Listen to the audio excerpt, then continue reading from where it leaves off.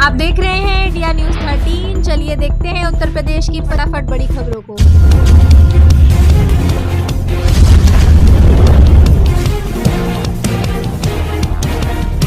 UP board high school intermediate की परीक्षा तिथि का हुआ ऐलान। इस तारीख से शुरू होंगी परीक्षाएं। वर्ष 2026 की हाई स्कूल एवं इंटरमीडिएट परीक्षा की तिथि यूपी बोर्ड सचिव भगवती सिंह ने बुधवार को घोषित कर दी। हाई स्कूल एवं इंटरमीडिएट की परीक्षाएं 18 फरवरी से आरंभ होकर 12 मार्च को संपन्न होंगी। हाई स्कूल एवं इंटरमीडिएट में पहले दिन हिंदी विषय की परीक्षा होगी। परीक्षा 2 पालियों में होगी। पहली पाली का समय सुबह 8:30 से पौने 12 बजे तक है, जबकि दूसरी पाली की परीक्षा का समय दोपहर बाद 2 बजे से शाम 5:15 बजे है। यूपी में ठंड के साथ बढ़ेगा कोहरे का प्रकोप। 12 जिलों में रात का पारा 15 डिग्री से नीचे जाने वजह। उत्तर प्रदेश में अब धीरे धीरे रातें सर्द होनी शुरू हो गई हैं। बुधवार को प्रदेश भर में पूरब से पश्चिम तक के लगभग 12 जिलों में रात का पारा 15 डिग्री सेल्सियस के नीचे आ गया। बुधवार का प्रदेश भर में मौसम साफ रहा और दिन में गुनगुनी धूप खिली। मौसम विभाग का कहना है कि आने वाले 3-4 दिनों में प्रदेश भर में रात के तापमान में 3 से 5 डिग्री तक की गिरावट आएगी। हालांकि दिन के अधिकतम तापमान में भी कोई खास बदलाव का पूर्वानुमान नहीं है। वहीं पूर्वांचल और तराई के इलाकों में सुबह के वक्त धुंध और कोहरा छाए रहने की संभावना है। काशी में देव दीपावली का भव्य शुभारंभ। सीएम योगी ने जलाया पहला दीप। 25 लाख दियों से जगमगाए घाट।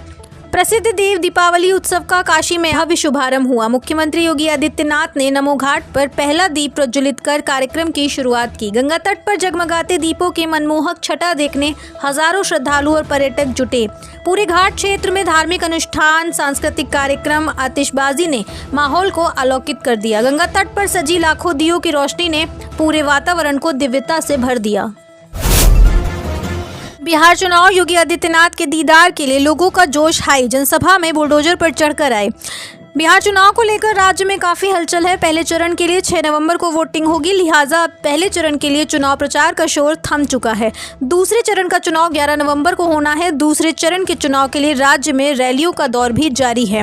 बिहार में चल रहे चुनाव प्रचार के दौरान अलग अलग रंग देखने को मिल रहे हैं। अलग अलग राजनीतिक पार्टियों के दिग्गज नेता चुनाव प्रचार में अपनी ताकत झोंक रहे हैं। इसी कड़ी में एनडीए ने यूपी के सीएम योगी आदित्यनाथ को भी बिहार के चुनाव प्रचार में उतारा है। अब तक योगी आदित्यनाथ कई जगहों पर चुनाव प्रचार कर चुके हैं।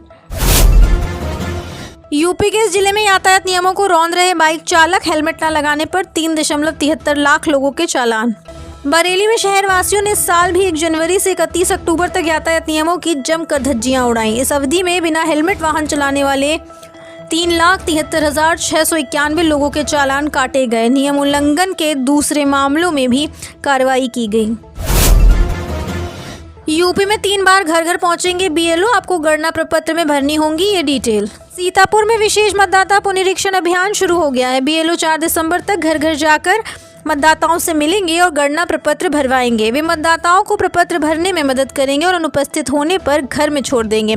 वृद्ध और बीमार मतदाताओं को विशेष सहायता दी जाएगी। प्रपत्र ऑनलाइन भी उपलब्ध है और जानकारी के लिए हेल्पलाइन नंबर जारी किए गए हैं।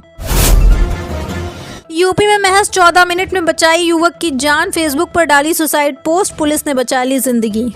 मथुरा के फरह में बहुराष्ट्रीय कंपनी में काम करने वाला युवक ने फेसबुक पर वीडियो पोस्ट किया कि वह अपनी जान दे रहा है। इस पर मेटा ने पुलिस मुख्यालय को अलर्ट किया तो फरह थाने की पुलिस महज 14 मिनट में युवक के घर पहुंच गई और युवक को खुदकुशी करने से रोक लिया। कार्तिक पूर्णिमा पर तिगरी धाम में घाटों पर उमड़ा आस्था का सैलाब। 30 लाख श्रद्धालुओं ने किया गंगा स्नान। कार्तिक पूर्णिमा पर तिगरी धाम में गंगा स्नान के लिए श्रद्धालुओं की भारी भीड़ उमड़ी। अनुमान है कि 30 लाख लोगों ने गंगा में डुबकी लगाई। हर हर गंगे के जयकारों से वातावरण भक्तिमय हो गया। श्रद्धालुओं ने स्नान के बाद मेले में खरीदारी की और बच्चों का मुंडन संस्कार कराया। गंगा तट पर खिचड़ी की सुगंध फैली हुई थी, जिसे प्रसाद के रूप में बांटा गया। जलेबी बनाते बनाते देख ली लॉरेंस बिश्नोई की ये रील। फिर 16 साल के लड़के ने कर दिया ऐसा कांड, घर से उठा ले गई पुलिस। शाहजहांपुर में एक नाबालिग लड़के ने लॉरेंस बिश्नोई से प्रभावित होकर फेसबुक मैसेंजर के माध्यम से एक व्यापारी से 50 लाख रुपए की रंगदारी मांगी। पुलिस ने आरोपी को बेंगलुरु से गिरफ्तार कर लिया है। पूछताछ में पता चला कि आरोपी लॉरेंस बिश्नोई के बयानों से प्रभावित था। इस छोटे से गांव में हेलीकॉप्टर से दुल्हन को विदा कराकर ले गया दूल्हा। देखने वालों का लग गया हुजूम। शादियों में दुल्हन को हेलीकॉप्टर से विदा कराने का चलन बढ़ता जा रहा है।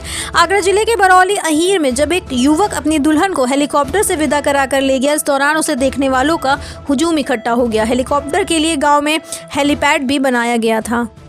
आप देख रहे हैं देश का number 1 Hindi news channel India news 13, मतलब भारत की आवाज।